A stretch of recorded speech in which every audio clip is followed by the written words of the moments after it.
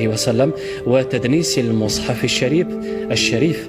وسب الدين والدولة والتهديد بقتل إمام المسجد وحرق بيت الله والإساءة والقذف في حق المصليات من نساء القرية وتهديد بتصفية المصلين، وذلك عن طريق صفحة الفيسبوك مسينيسا أيت عبد المؤمن. وكذا ذروي كان وينك دي ضارون دي ثمور تقبيلي تيارت الشيوان تدرت نتعبد المؤمن ذري غيال الدين ويدي مسخن ثذرين زيش مشاكين لا اسميث تظلم غف تحسيرين مازال ثلا النية ما تسورة صغير ذماوين تفنو مغذي الجوامع والي اندو يدسن غالا